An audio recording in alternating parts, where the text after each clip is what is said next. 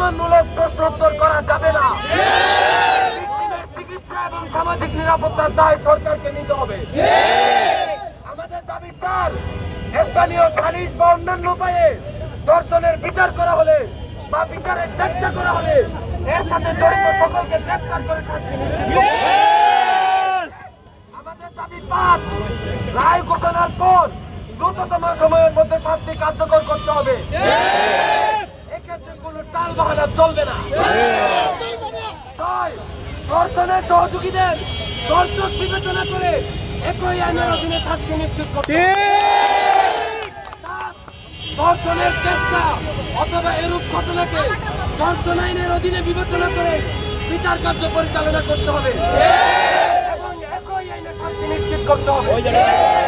আমাদের দাবি ঠিক আছে আর ধরে সেটা ভিজিয়ে দিছি এটা পুরো পারফেক্ট আছে শক্তিশালী করে তুলতে হবে এবং যথাযথ প্রয়োগ নিশ্চিত করতে হবে।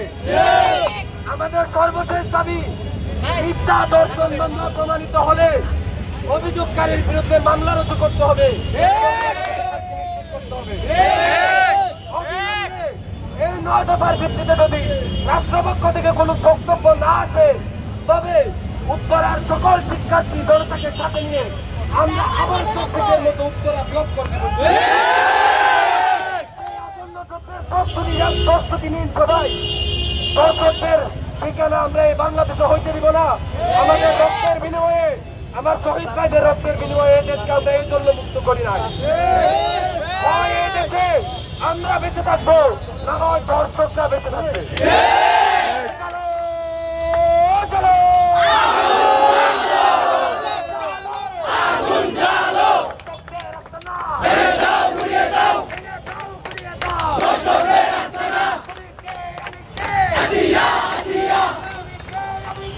Asiya!